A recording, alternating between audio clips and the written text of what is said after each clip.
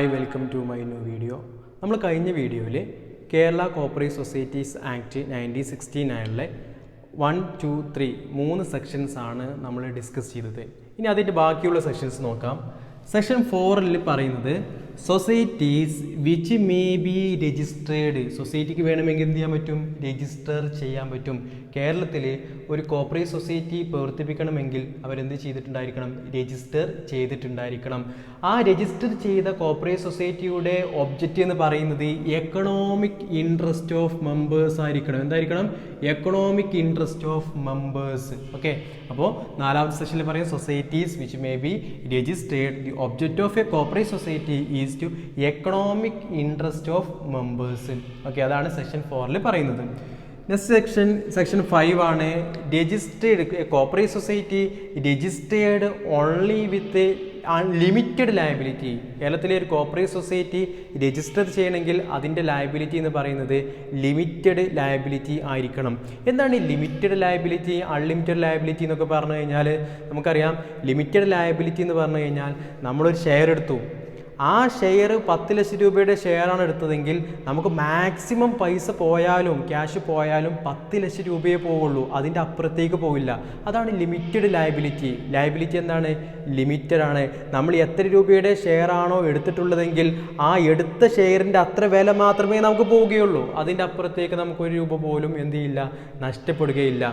എന്നാൽ unlimited liability എന്ന് പറഞ്ഞു കഴിഞ്ഞാൽ നമ്മളെ ഷെയറിൻ്റെ വില മുഴുവൻ പോയി, പിന്നെ നമ്മുടെ വീട്ടിലോ അല്ലെങ്കിൽ നമുക്ക് വേറെ എന്തെങ്കിലും സ്വത്തുക്കൾ ഉണ്ടെങ്കിൽ അതടക്കം പോകുന്ന ഒരു സ്ഥിതിയായിരിക്കും ഇതിൽ വരിക, അൺലിമിറ്റഡ് ലയബിലിറ്റിയിൽ വരിക. അതാണ് ലിമിറ്റഡ് ലയബിലിറ്റിയും അൺലിമിറ്റഡ് ലയബിലിറ്റിയും തമ്മിലുള്ള ഡിഫറൻസ്.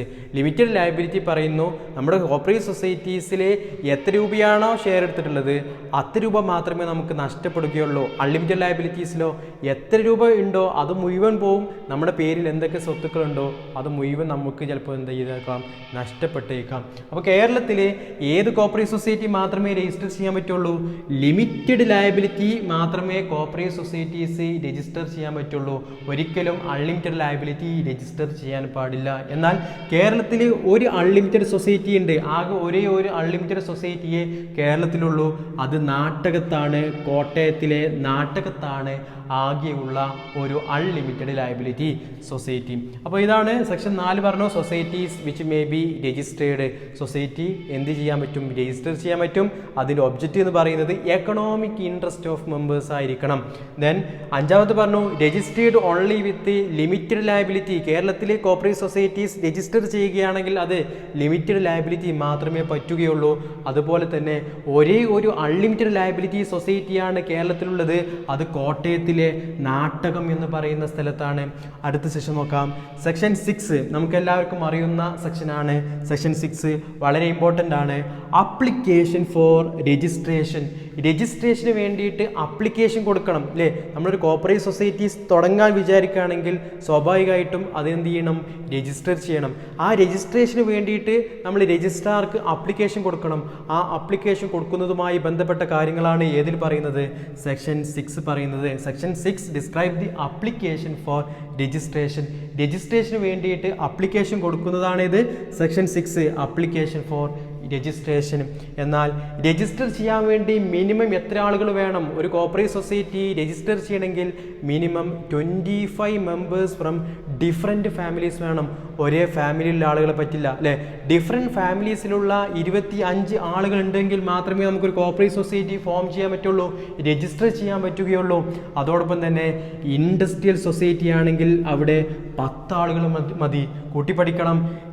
ഇൻഡസ്ട്രിയൽ സൊസൈറ്റീസ് ആണെങ്കിൽ അവിടെ 10 ആളുകൾ ഉണ്ടെങ്കിൽ തന്നെ നമുക്ക് എന്ത് ചെയ്യാൻ പറ്റും, ഒരു കോപ്പറേറ്റീവ് സൊസൈറ്റി രജിസ്റ്റർ ചെയ്യാൻ പറ്റും. എന്നാൽ അല്ലാത്ത കോപ്പറേറ്റീവ് സൊസൈറ്റിയൊക്കെ 25 ആളുകൾ ഫ്രം ഡിഫറെൻറ്റ് ഫാമിലീസ്, വ്യത്യസ്ത ഫാമിലിയിൽ നിന്നുള്ള 25 ആളുകൾ ഉണ്ടെങ്കിൽ മാത്രമേ നമുക്കൊരു കോപ്പറേറ്റീവ് സൊസൈറ്റീസിൽ രജിസ്റ്റർ ചെയ്യാൻ പറ്റുള്ളൂ.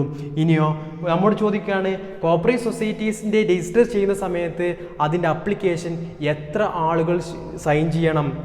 ഒരു കോപ്പറേറ്റ് സൊസൈറ്റി രജിസ്റ്റർ ചെയ്യുന്ന സമയത്ത് അതിൻ്റെ അപ്ലിക്കേഷൻ എത്ര ആളുകൾ സൈൻ ചെയ്യണമെന്ന് ചോദിച്ച് ഓപ്ഷൻ എ പറയും 25 മെമ്പേഴ്സ് ഡിഫറെൻറ്റ് ഫാമിലീസ് എന്ന് പറയാണ്. ഓപ്ഷൻ ബി പറയാണ് ഓൾ ദി അപ്ലിക്കൻസ് എന്ന് പറഞ്ഞു കഴിഞ്ഞാൽ ഓപ്ഷൻ ബി ആണ് ആൻസർ. ഓൾ ദി അപ്ലിക്കൻസ് ആണ് സൈൻ ചെയ്യേണ്ടത്. 25 ആളുകൾ മതി, രജിസ്റ്റർ ചെയ്യാൻ വേണ്ടി 25 ആളുകൾ മതി. പക്ഷേ അതിൻ്റെ ആൻസർ എന്ന് പറയുന്നത് ഓൾ ദി അപ്ലിക്കൻസ് ആണ്. എല്ലാ അപ്ലിക്കൻസും സൈൻ ചെയ്താൽ മാത്രമേ സൈൻ ചെയ്യണം എന്നാണ് സെക്ഷൻ 6 അപ്ലിക്കേഷൻ ഫോർ രജിസ്ട്രേഷനിൽ പറയുന്നത്. അല്ലാതെ 25 ആളുകൾ മതി എങ്കിൽ പോലും ആൾ ദി അപ്ലിക്കേഷൻസ് സൈൻ ചെയ്യണം. ഓപ്ഷനിൽ എയും ബിയും ഉണ്ട്. ഏത് എഴുതണം? ഓൾ ദി അപ്ലിക്കൻസ് ആയിട്ടാണ് ആൻസർ ചെയ്യേണ്ടത്. ഇനി നമ്മൾ രജിസ്റ്റർ ചെയ്യാൻ വേണ്ടിയിട്ട് അപ്ലിക്കേഷൻ കൊടുക്കുന്ന സമയത്ത് അപ്ലിക്കേഷൻ 2 കോപ്പീസാണ് കൊടുക്കേണ്ടത്. അപ്ലിക്കേഷൻ മെയ്ഡ് ഇൻ ഡ്യൂപ്ലിക്കേറ്റ് ആയിട്ടാണ് എന്ത് ചെയ്യേണ്ടത്? അപ്ലിക്കേഷൻ കൊടുക്കേണ്ടത്. Should be in duplicate. 2 കോപ്പിയാണ് അപ്ലിക്കേഷൻ കൊടുക്കേണ്ടത്. എന്നാൽ ഈ അപ്ലിക്കേഷൻ്റെ കൂടെ വെക്കുന്ന ബൈലോ 3 കോപ്പീസ് വേണം. അപ്ലിക്കേഷന് കൂടെ ബൈലോ കോപ്പി വെക്കണം അല്ലേ?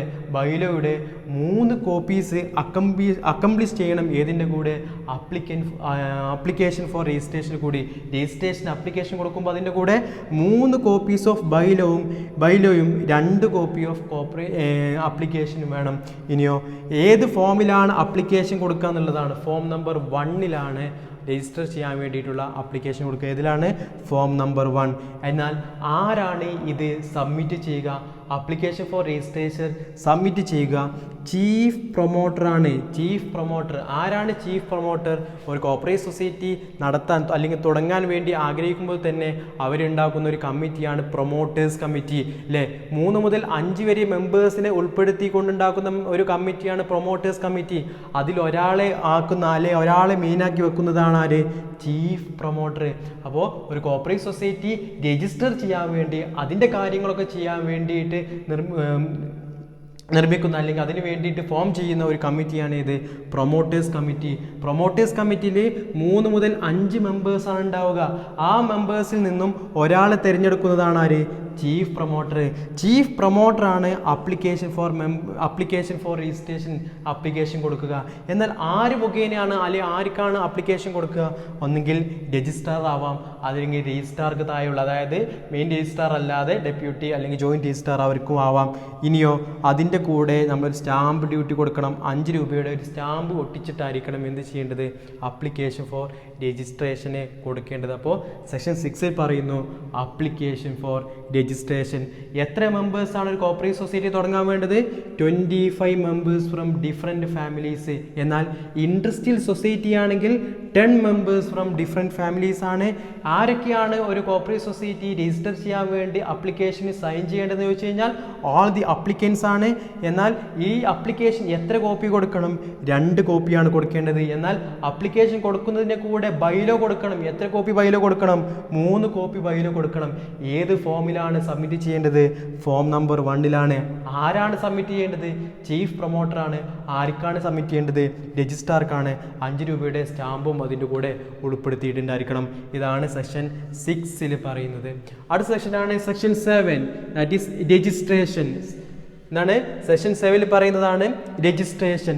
രജിസ്ട്രേഷൻ നടത്തുന്ന ഫോം നമ്പർ ഏതാണ്? രജിസ്ട്രേഷൻ നടത്തുന്ന ഫോം നമ്പറാണ് ഫോം നമ്പർ 2. ഫോം 2 നമ്മൾ രജിസ്ട്രേഷൻ്റെ കാര്യങ്ങളൊക്കെ എന്ത് ചെയ്യുന്നത്? ഉൾപ്പെടുത്തുന്നത്. നമ്മൾ രജിസ്ട്രാർ മുമ്പാകെ അല്ലെങ്കിൽ ഡെപ്യൂട്ടി രജിസ്ട്രാർ മുമ്പാകെ അപ്ലിക്കേഷൻ കൊടുത്തു കഴിഞ്ഞാൽ അവർ 90 ദിവസത്തിൻ്റെ അകം അപ്ലിക്കേഷൻ ഡിസ്പോസ് ചെയ്തിട്ടുണ്ടായിരിക്കണം. എത്ര ദിവസത്തിനുള്ളിൽ? 90 ദിവസത്തിനുള്ളിൽ എന്ത് ചെയ്തിട്ടുണ്ടായിരിക്കണം? നമ്മുടെ കോപ്പറേറ്റ് സൊസൈറ്റി രജിസ്റ്റർ ചെയ്തിട്ടുണ്ടായിരിക്കണം. നമ്മൾ കൊടുത്ത കാര്യങ്ങളൊക്കെ കറക്റ്റാണോ എന്ന് നോക്കി വെരിഫൈ ചെയ്ത് അവർ 90 ദിവസത്തിനുള്ളിൽ എന്ത് ചെയ്യണം? നമ്മുടെ കോപ്പറേറ്റ് സൊസൈറ്റി രജിസ്റ്റർ ചെയ്തിട്ടുണ്ടായിരിക്കണം.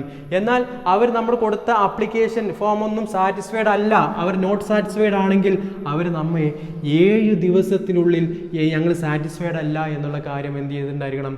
അറിയിച്ചിട്ടുണ്ടായിരിക്കണം. അപ്പോൾ ചീഫ് പ്രൊമോട്ടറെ സാറ്റിസ്ഫൈഡ് അല്ല എന്നുണ്ടെങ്കിൽ സെക്ഷൻ പ്രകാരം 7 ദിവസത്തിനുള്ളിൽ എന്ത് ചെയ്തിട്ടുണ്ടായിരിക്കണം? അറിയിച്ചിട്ടുണ്ടായിരിക്കണം. എന്നാൽ അതേസമയം റൂൾ പ്രകാരം പറയുന്നത് 15 ദിവസത്തിനുള്ളിൽ എന്ത് ചെയ്താൽ മതി, ഇൻഫോം ചെയ്താൽ മതി എന്നുള്ളതാണ്. അപ്പോൾ സെക്ഷൻ പ്രകാരം ചോദിക്കുകയാണ് എത്ര ദിവസത്തിനുള്ളിൽ ഇൻഫോം ചെയ്യണം എന്ന് ചോദിച്ചു കഴിഞ്ഞാൽ 7 days ആണ്. എന്നാൽ ചോദിക്കുകയാണ് കോമൺ ആയിട്ട് ചോദിക്കുകയാണ് അല്ലെങ്കിൽ റൂൾ പ്രകാരം ചോദിക്കുകയാണെങ്കിൽ അവിടെ 15 days ആണ് ആൻസർ. സെക്ഷൻ എന്ന് എടുത്ത് ചോദിക്കുകയാണ് സെക്ഷൻ 7 പ്രകാരം ആസ് പെർ സെക്ഷൻ 17 എന്ന് ചോദിക്കുകയാണെങ്കിൽ മാത്രം 7 days ആണ് അവിടെ ആൻസർ ആയിട്ട് കൊടുക്കേണ്ടത്. ഇനി നമ്മൾ അപ്ലിക്കേഷൻ കൊടുത്ത കാര്യം അദ്ദേഹം എന്ത് ചെയ്തില്ല, ഡിസ്പോസ് ചെയ്തില്ല. 90 ദിവസമായിട്ടും അതിനൊരു വിവരവുമില്ല എന്നുണ്ടെങ്കിൽ നമ്മൾ ആർക്ക് അപ്പീൽ കൊടുക്കണം, അല്ലെങ്കിൽ ആരോട് നമ്മൾ അടുത്ത റെപ്രസെൻറ്റേഷൻ തേടണം എന്നുള്ളതാണ്. നമ്മൾ രജിസ്ട്രാർക്ക് താഴെയുള്ള ഒരു ഉദ്യോഗസ്ഥനാണ് നമ്മൾ അപ്ലിക്കേഷൻ കൊടുത്തിരുന്നുവെങ്കിൽ അവിടെ നമ്മൾ റെപ്രസെൻറ്റേഷൻ നടത്തേണ്ട ആരോടാണ്, രജിസ്ട്രാറോടാണ്. എന്നാൽ രജിസ്ട്രാർക്ക് നേരിട്ടാണ് അപ്ലിക്കേഷൻ കൊടുത്തിരുന്നെങ്കിൽ പിന്നെ ആരോടാണ് ചോദിക്കേണ്ടത്, ഗവൺമെൻറ്റിനോടാണ് ചോദിക്കേണ്ടത്. അപ്പോൾ നോട്ട് ഡിസ്പോസ് ചെയ്തിട്ടില്ല എന്നുണ്ടെങ്കിൽ ആർക്ക് അപേക്ഷ കൊടുക്കണം, ആർക്ക് റെപ്രസെൻറ്റേഷൻ കൊടുക്കണം, രജിസ്ട്രാർക്ക് താഴെയുള്ള ഒരു ഉദ്യോഗസ്ഥനാണ് അപ്ലിക്കേഷൻ കൊടുത്തതെങ്കിൽ രജിസ്ട്രാർക്ക് എന്ത് ചെയ്യണം, ഇതിൻ്റെ ഇൻഫർമേഷൻ കൊടുക്കണം, റെപ്രസെൻറ്റേഷൻ കൊടുക്കണം. ഇനി രജിസ്ട്രാർക്ക് കൊടുത്തു, രജിസ്ട്രാറാണ് ഡിസ്പോസ് ചെയ്തിട്ടില്ല എങ്കിൽ അതാർക്ക് കൊടുക്കണം, ഗവൺമെൻറ്റിനാണ് റെപ്രസെൻറ്റേഷൻ കൊടുക്കേണ്ടത്. ഇനി ഇങ്ങനെ റെപ്രസെൻറ്റേഷൻ കൊടുത്തിട്ട് അവർ എത്ര ദിവസത്തിനുള്ളിൽ ഡിസ്പോസ് ചെയ്യണം എന്നുള്ളതാണ്. അവർ 60 ദിവസത്തിനുള്ളിൽ ഗവൺമെൻറ് അല്ലെങ്കിൽ രജിസ്ട്രാർ 60 ദിവസത്തിനുള്ളിൽ എന്ത് ചെയ്യണം, ഇത് ഡിസ്പോസ് ചെയ്തിട്ടുണ്ടായിരിക്കണം. എന്നാൽ നമ്മൾ അപ്ലിക്കേഷൻ കൊടുത്തത് റിജക്റ്റ് ചെയ്യുകയാണെങ്കിൽ, അതായത് റെഫ്യൂസ് ചെയ്യുകയാണെങ്കിൽ നമുക്ക് 7 ദിവസത്തിനുള്ളിൽ ഇൻഫർമേഷൻ തരണമെന്ന് പറഞ്ഞു. അങ്ങനെ റിജക്റ്റ് ചെയ്ത് കഴിഞ്ഞാൽ നമുക്ക് സ്വാഭാവികമായിട്ടും അവിടെ എന്ത് ചെയ്യാൻ പറ്റും, അപ്പീൽ കൊടുക്കാൻ പറ്റും. അപ്പീൽ കൊടുക്കുന്നത് 60 ദിവസത്തിനുള്ളിലായിരിക്കണം. അപ്പീൽ കൊടുക്കുന്നത് റിജക്ഷൻ കിട്ടിയതിനു ശേഷം 60 ദിവസത്തിനുള്ളിലായിരിക്കണം അപ്പീൽ കൊടുക്കേണ്ടത്. ഓക്കെ, അങ്ങനെ ഈ അപ്പീൽ കൊടുത്തു കഴിഞ്ഞാൽ അതിൻ്റെ ഡിസിഷൻ 30 ദിവസത്തിനുള്ളിലായിരിക്കണം. അതിൻ്റെ ഡിസിഷൻ 30 ദിവസത്തിനുള്ളിൽ എന്ത് ചെയ്തിട്ടുണ്ടായിരിക്കണം, തീരുമാനം അറിയിച്ചിട്ടുണ്ടായിരിക്കണം. അപ്പോൾ സെക്ഷൻ 7 പറയുന്നു രജിസ്ട്രേഷൻ. ഫോം നമ്പർ 2ലാണ് രജിസ്ട്രേഷൻ. എന്നാൽ നമ്മളൊരു രജിസ്ട്രേഷൻ വേണ്ടിയിട്ട് അപ്ലിക്കേഷൻ കൊടുത്തു കഴിഞ്ഞാൽ അവർ 90 ദിവസത്തിനുള്ളിൽ ഇത് ഡിസ്പോസ് ചെയ്തിട്ടുണ്ടായിരിക്കണം. 90 ദിവസത്തിൽ ഡിസ്പോസ് ചെയ്തിട്ടില്ല എങ്കിൽ, അല്ലെങ്കിൽ അവർ സാറ്റിസ്ഫൈഡ് അല്ല എന്നെങ്കിൽ അത് 7 ദിവസത്തിനുള്ളിൽ നമ്മളെ ഇൻഫോം ചെയ്തിട്ടുണ്ടായിരിക്കണം. എന്നാൽ അതേസമയം കൂട്ടിപ്പഠിക്കണം, എത്ര ദിവസത്തിനുള്ളിലാണ് ആസ് പെർ റൂൾ ചോദിക്കുകയാണ് അല്ലെങ്കിൽ കോമൺ ആയിട്ട് ചോദിക്കുകയാണെങ്കിൽ അവിടെ 15 ഡേയ്സിനുള്ളിലാണ് എന്ത് ചെയ്യേണ്ടത്, ഈ സാറ്റിസ്ഫൈഡ് അല്ല എന്നുണ്ടെങ്കിൽ നമ്മുടെ ഇൻഫർമേഷൻ തരേണ്ടത്. ഇനി അവർ ഡിസ്പോസ് ചെയ്തില്ല, അപ്ലിക്കേഷൻ കൊടുത്ത ആളുകൾ ഡിസ്പോസ് ചെയ്തില്ല എങ്കിൽ അവർക്ക് റെപ്രസെൻറ്റേഷൻ കൊടുക്കണം. അത് രജിസ്ട്രാർ ആണ് ഡിസ്പോസ് ചെയ്തില്ല എങ്കിൽ ഗവൺമെൻറ്റിന് കൊടുക്കാം.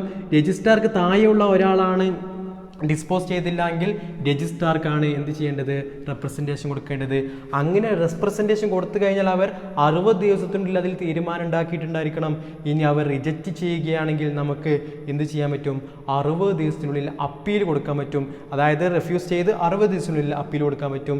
അങ്ങനെ അപ്പീൽ കൊടുത്തു കഴിഞ്ഞാൽ അതിൻ്റെ ഡിസിഷൻ നമുക്ക് 30 ദിവസത്തിനുള്ളിൽ അറിയിച്ചിട്ടുണ്ടായിരിക്കണം. 30 ദിവസത്തിനുള്ളിൽ അതിൻ്റെ ഇൻഫർമേഷൻ, അതിൻ്റെ ഡിസിഷൻ നമ്മളെ അറിയിച്ചിട്ടുണ്ടായിരിക്കണം എന്നുള്ളതാണ് സെക്ഷൻ 7 പറയുന്നത്. ഇനി അടുത്തതാണ് സെഷൻ 8, രജിസ്ട്രേഷൻ സർട്ടിഫിക്കറ്റ് ആണ്. സെഷൻ 8 ഏതാണ്, രജിസ്ട്രേഷൻ സർട്ടിഫിക്കറ്റ്. രജിസ്ട്രേഷൻ സർട്ടിഫിക്കറ്റ് തരുന്ന ഫോം നമ്പർ ഏതാണ്, ഫോം നമ്പർ 1. അപ്പോൾ application for registration form number 1, registration form number 2, then registration certificate തരുന്ന ഫോമാണ് ഫോം നമ്പർ 3. ഇതാണ് ഫോം നമ്പർ 3യിലാണ് രജിസ്ട്രേഷൻ സർട്ടിഫിക്കറ്റ് തരിക. ഇഷ്യൂ ചെയ്യുന്നത് ആരാണ്, ആർക്കാണോ നമ്മൾ അപേക്ഷ കൊടുത്തത് അവരാണ് എന്ത് ചെയ്യുന്നത്, രജിസ്ട്രേഷൻ സർട്ടിഫിക്കറ്റ് ഇഷ്യൂ ചെയ്യുന്നത് ആരാണ്, രജിസ്ട്രാർക്കാണ് കൊടുത്തതെങ്കിൽ രജിസ്ട്രാർ ആണ് എന്ത് ചെയ്യുന്നത്, അപ്ലിക്കേഷൻ കിട്ടി അവർ ഡിസ്പോസ് ചെയ്ത് രജിസ്ട്രേഷൻ സർട്ടിഫിക്കറ്റ് തരുന്നത്. ഇനി രജിസ്ട്രാർക്ക് താഴെയുള്ളൊരു ഉദ്യോഗസ്ഥനാണ് കൊടുത്തതെങ്കിൽ അവരായിരിക്കും എന്ത് ചെയ്യുക, അതിൻ്റെ രജിസ്ട്രേഷൻ സർട്ടിഫിക്കറ്റ് നമുക്ക് തരിക. അതാണ് ഇഷ്യൂഡ് ബൈ രജിസ്റ്ററിങ് അതോറിറ്റി. ഇനി ചോദിക്കും ഡ്യൂപ്ലിക്കേറ്റ് രജിസ്ട്രേഷൻ സർട്ടിഫിക്കറ്റിൻ്റെ സെക്ഷൻ ഏതാണ്, സെക്ഷൻ 8 സബ്സെക്ഷൻ 2 ആണ്. ഡ്യൂപ്ലിക്കേറ്റ് രജിസ്ട്രേഷൻ സർട്ടിഫിക്കറ്റിൻ്റെ സെക്ഷൻ ഏതാണ്, സെക്ഷൻ 8 സബ്സെക്ഷൻ 2 ആണ്. എന്നാൽ ഡ്യൂപ്ലിക്കേറ്റ് രജിസ്ട്രേഷൻ സർട്ടിഫിക്കറ്റിൻ്റെ ഫോം എത്ര ചോദിച്ചു കഴിഞ്ഞാൽ form number 3A form number 3A ആണ്. എന്നാൽ ഡ്യൂപ്ലിക്കേറ്റ് രജിസ്ട്രേഷൻ സർട്ടിഫിക്കറ്റ് ഇഷ്യൂ ചെയ്യുന്നത് ആരാണെന്ന് ചോദിച്ചു കഴിഞ്ഞാൽ ആരാണ്, രജിസ്ട്രാർ ആണ്. ഡ്യൂപ്ലിക്കേറ്റ് രജിസ്ട്രേഷൻ സർട്ടിഫിക്കറ്റ് ഇഷ്യൂ ചെയ്യുന്നത് ആരാണ്, രജിസ്ട്രാർ ആണ്. ഇനി രജിസ്ട്രാർ എന്തിൻ്റെ അടിസ്ഥാനത്തിലാണ് നമുക്ക് ഡ്യൂപ്ലിക്കേറ്റ് രജിസ്ട്രേഷൻ സർട്ടിഫിക്കറ്റ് തരിക, നമ്മുടെ ഓഡിറ്റ് സർട്ടിഫിക്കറ്റ് രജിസ്ട്രാർ കയ്യിലുണ്ടാവും, മറ്റുള്ള എന്തെങ്കിലും ഫയൽസ് രജിസ്ട്രാർ കയ്യിലുണ്ടെങ്കിൽ അതിൻ്റെ അടിസ്ഥാനത്തിലാണ് രജിസ്ട്രാർ നമുക്ക് ഡ്യൂപ്ലിക്കേറ്റ് രജിസ്ട്രേഷൻ സർട്ടിഫിക്കറ്റ് ഇഷ്യൂ ചെയ്യുന്നത്. അപ്പോൾ സെക്ഷൻ 8 പറയുന്നു രജിസ്ട്രേഷൻ സർട്ടിഫിക്കറ്റ്. രജിസ്ട്രേഷൻ സർട്ടിഫിക്കറ്റ് കൊടുക്കുന്ന ഫോം ഏതാണ്? ഫോം നമ്പർ 3 ആരാണ് ഇഷ്യൂ ചെയ്യുന്നത്? Registering അതോറിറ്റിയാണ്.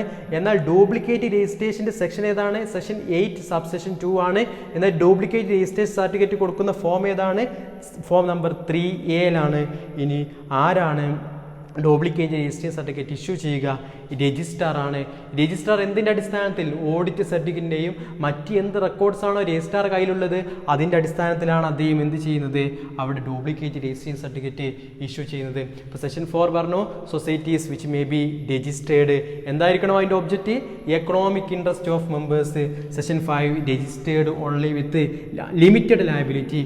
Only one unlimited liability. Nattakom കോട്ടയമാണ്. എന്നാൽ സെക്ഷൻ 6 പറയുന്നു അപ്ലിക്കേഷൻ ഫോർ രജിസ്ട്രേഷൻ ആണ്. 7 രജിസ്ട്രേഷൻ ആണ്. 8 രജിസ്ട്രേഷൻ സർട്ടിഫിക്കറ്റ് ആണ്. ബാക്കിയുള്ള കാര്യങ്ങൾ ബാക്കിയുള്ള സെക്ഷൻസ് നമ്മൾ അടുത്ത വീഡിയോ ഡിസ്കസ് ചെയ്യും. നിങ്ങൾക്ക് ഈ വീഡിയോ ഇഷ്ടമായെങ്കിൽ ലൈക്ക് ചെയ്യുക, ഷെയർ ചെയ്യുക, സബ്സ്ക്രൈബ് ചെയ്യുക.